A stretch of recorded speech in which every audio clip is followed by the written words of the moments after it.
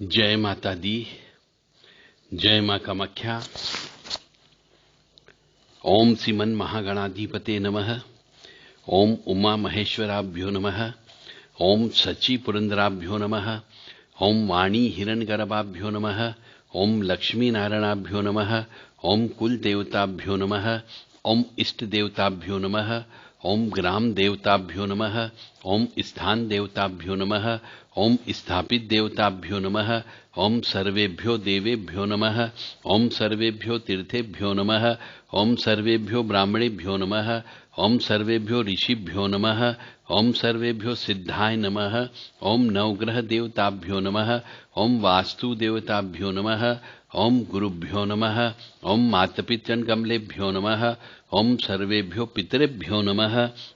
ओम चतुष्षष्टि योगिनी देवेभ्यो नमः। ओम षोडश मातृका देवेभ्यो नमः। ओम सप्तघत मातृका देवेभ्यो नमः। ओम छम क्षेत्रपालाय नमः। ओम बम भैरवाय नमः। क्रीम कालिकाय नमः। ओम क्लीम कृष्णाय नमः। हम हनुमते नमः। ओम सप्त सागरेभ्यो नमः। ओम सप्त ऋषिभ्यो नमः। ओम सप्त नदीभ्यो नमः। देव राधा ट्रस्ट सत्यवाणी चैनल जो मनुष्य रोजाना इन 31 नाम का जप रोजाना अपनी पूजा के समय पे करता हो, उस मनुष्य को धीरे धीरे उसके सभी कष्ट, परेशानी, दुख, तकलीफ कम होकर के इन सब देवी देवता की कृपा प्राप्त होगी, बशर्ते कि उस मनुष्य को रोजाना दिन में 3 बार इनको बोलना ही बोलना है, और ज्यादा बार बोल सके तो बहुत अच्छी बात है, क्योंकि इन 31 नाम में सभी ब्रह्मांड के देवी देवताओं के नाम आ गए हैं। और जब आप इनको याद करोगे तो निश्चित तौर से आपके ऊपर इनकी कृपा अवश्य प्राप्त होगी। जय माता दी। जय मां कामाख्या। अब हम आपको एक्चुअल सत्य घटना की ओर हम लेकर के जाने वाले हैं। सत्य घटना का मतलब हो गया आज की सत्य घटना जो बहुत से मनुष्यों के जीवन में घट रही होगी और घटती रहती है, और वो कष्ट भुगतते हैं। तो कम से कम आपको यदि इस घटना के बारे में ज्ञान हो जाए तो बहुत से मनुष्य कष्ट से बच सकते हैं। इसलिए यह सत्य घटना मैं आपको बताने जा रहा हूं। जब भी किसी भी स्त्री का विवाह होता है तो विवाह के वक्त में यदि वह स्त्री मासिक धर्म से हो जाती है या फिर अशुद्ध हो जाती है, रजस्वला से हो जाती है, तो ऐसी दशा में उस स्त्री को सांकेतिक रूप से अपना विवाह करना चाहिए। और यदि लड़की तो शुद्ध है, परंतु यदि उसके कोई रिश्तेदार स्त्री का मतलब कोई भी ऐसी रिश्तेदार महिला यदि वह अशुद्ध है और उस दौरान जिस दौरान कन्या पूजन होता है या फिर पग फेरे का कार्यक्रम होता है, उस वक्त में पैर पूज लिए जाते हैं उस अशुद्ध स्त्री के द्वारा, तो भी जिसका विवाह हो रहा है उसका जीवन बर्बाद हो जाता है। इसलिए मेरा आप सबसे विनम्र निवेदन है कि अशुद्ध अवस्था में कभी भी विवाह नहीं करना चाहिए, अन्यथा आपको जीवन भर कष्ट भोगना पड़ेगा। यह निश्चित है, मानो या न मानो यह सत्य है। या तो कि आपको अपने जीवन में लाइलाज बीमारी से जूझना होगा।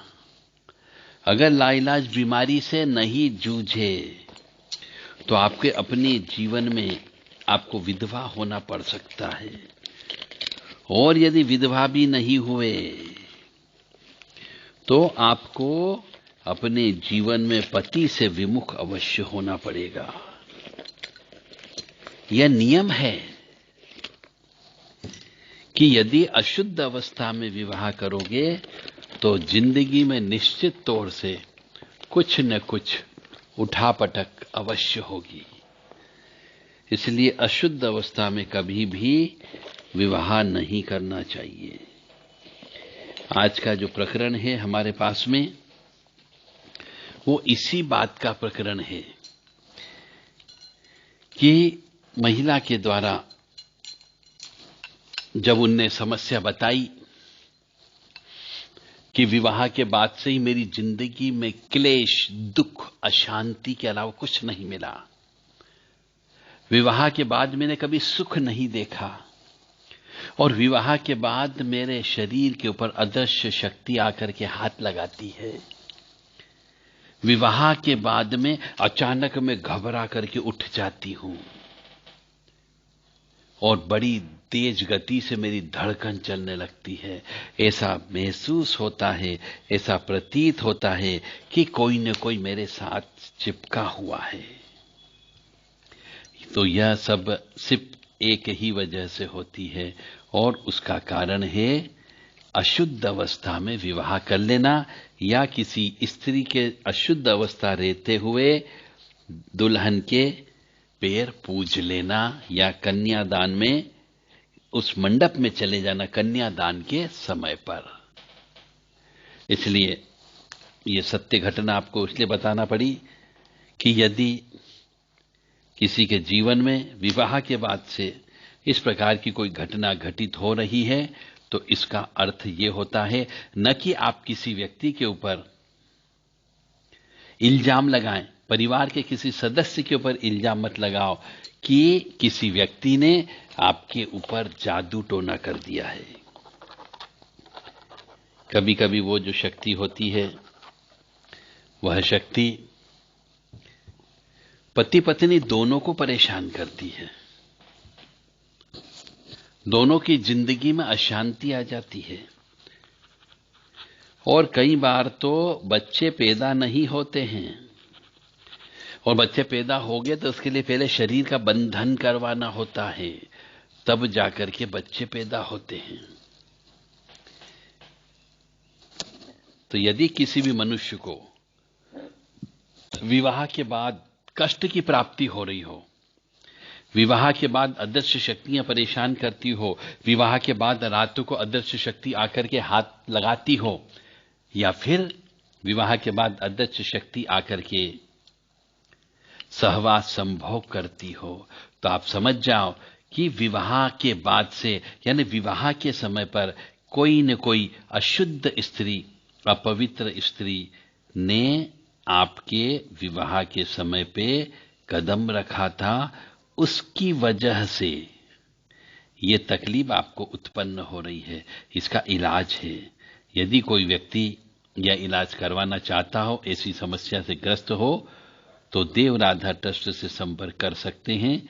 उनका उचित इलाज संभव है और किया जा सकता है। जय माता दी, जय मां कामाख्या। देव राधा ट्रस्ट, सत्यवाणी चैनल 9893128047 और 7649862712 इन नंबर पर व्हाट्सएप के माध्यम से मैसेज दे करके आप अपनी समस्या बता सकते हैं। ताकि आपको इसका उचित इलाज मिल सके और आप अपना जीवन को सुखी, समृद्ध तरीके से, आनंदमय तरीके से व्यतीत कर सकते हो। निर्णय आपको लेना है।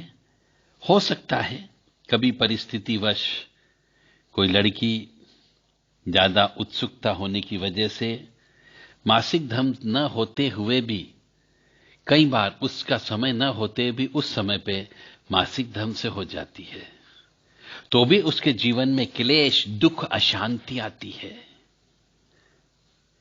तो उसका भी प्रायश्चित कर्म है और उसकी पूजा है।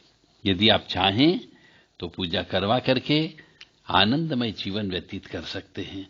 अन्यथा घर के अंदर पति पत्नी में क्लेश होना साधारण बात होती है, वंश वृद्धि नहीं होना यह भी साधारण बात होती है, और बार बार बच्चा गिरना यह भी बहुत नॉर्मल बात होती है, और कई बार तो गर्भ में बच्चा आता है परंतु 2-3 माह, 4 माह का होकर के स्वतः गिर जाता है। यह सब किसी श्राप की वजह से होता है। मानो या न मानो, यह पूर्णतः सत्य है। अब आपकी इच्छा है, यदि आपके पहचान में कोई भी ऐसी माता बहनें हैं जिनके बच्चे बार बार गिरते हों, जिनके बच्चे नहीं टिकते हों, या फिर जिनको बच्चे पैदा ही नहीं होते हैं, तो आप उनको इस बाबत बता सकते हैं कि हो सकता है उस स्त्री के द्वारा यह गलती की गई हो कि अशुद्ध अवस्था रहते हुए अग्नि के फेरे लिए हो, तो निश्चित तौर से उस स्त्री को इस प्रकार की सजा प्राप्त होती है। जय माता दी, जय मां कामाख्या।